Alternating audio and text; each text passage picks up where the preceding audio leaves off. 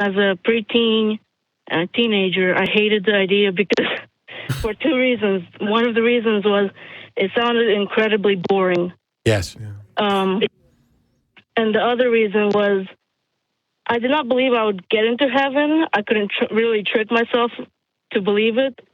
But if I did somehow end up there, I also did not believe that my family would get there. So I wouldn't want to be there knowing that my family was in hell. Yeah, there's interesting. A number of problems with the hell thing, and some of them are more jokey, like, hey, I could have cheesecake and it's awesome, but if you're going to feed me cheesecake every day for the rest of eternity, I'm going to get sick of it. I get that. I understand it. I love cheesecake, so that would be heaven for me. Okay. Is there lactose intolerance? I think if you think about it, I love some cheesecake, but if all I could eat was cheesecake all the time, every day, forever. Yeah, I'd probably end up hating it myself. Yes. Yeah. My other question was, when you became an atheist, did you still have lingering fear of hell? Yeah, I mean, I remember growing up, and I guess the concept of heaven, it was kind of touched on in church here and there, but not, usually it was in the context of a funeral. That's usually where it was kind of heavily pushed through. So it was, somebody that went home to glory. Yep. Or an angel got called home. And so that was the comfort mechanism that was employed for the congregation, everyone that was there, to say that you're going to see this person again. They're, being received by the Lord and they're happy, and be happy for them. And in my F. Kojic church, it was more music would happen, and so there would be dancing and some joys. There's, of course, tears, but that's supposed to be that celebration that they went home to the Lord. Therefore, you're going to see him again once you get there. Well, you'll all be reunited, even though I didn't necessarily like everybody.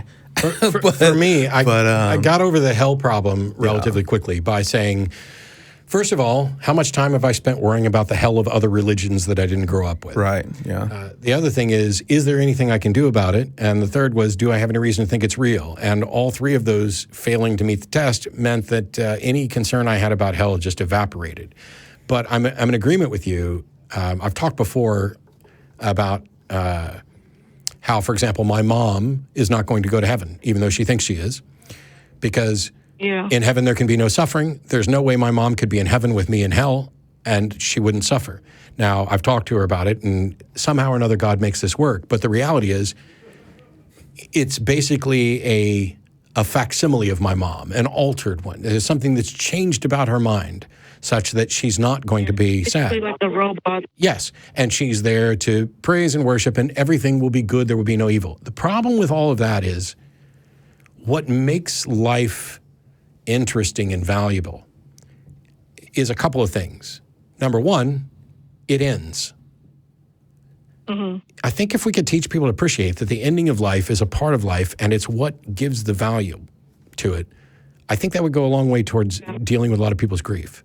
But the other aspect of life is the variety and the pain. Now, yes, there is excessive pain and suffering in the world, but that doesn't mean that everything that causes some suffering or pain is necessarily a bad thing, because you learn from it. You learn how to overcome adversity. You learn more about the facts of reality so that you can avoid that.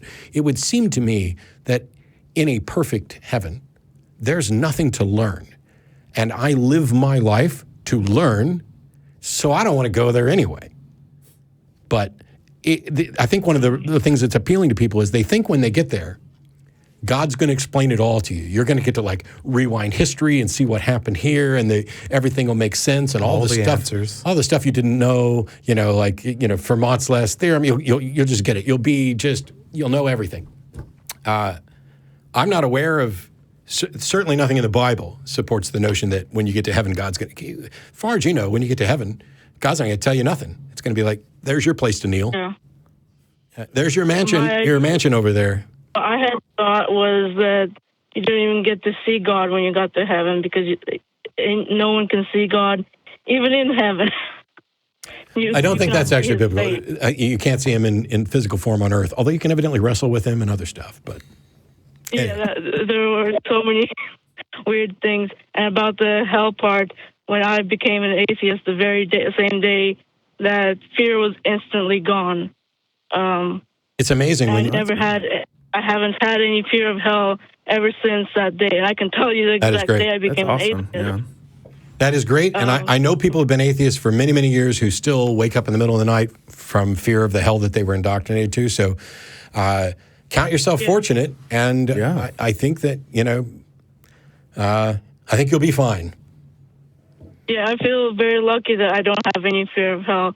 But I do have a lot of siblings, and they all, except for 2 of them, believe in God. And both of them believe in some sort of supernatural thing, the ones who don't believe in God.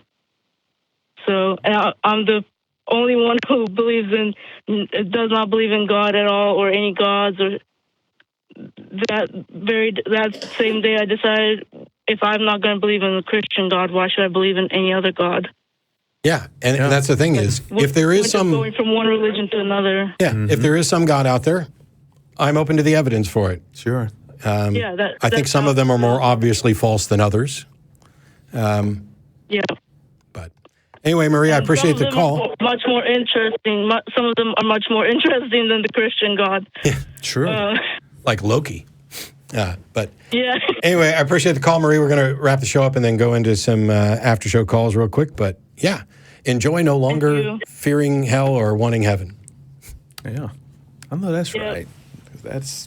It can definitely linger there, but yeah, that same type of mentality that you were saying, like how long have I feared the quote unquote hells of other religions all of my life? And it's like, if I'm not fearing them, but why in the world should I still fear this one, especially if I don't have a belief in a deity or don't have any evidence that an afterlife exists at all in the first place? Like, why in the world would I live that way? It seems a lot of the arguments that I presented about this problem, they're going to seem cartoonish. Mm-hmm. And the only reason they seem cartoonish is because most people are indoctrinated into a particular religious mindset. So as soon as you hear, like when I say that mysticism, spirituality, they're so overused that they're useless, there are people who think they know what they're talking about. Mm-hmm. And quite often they're not talking about the same thing. We're talking past it.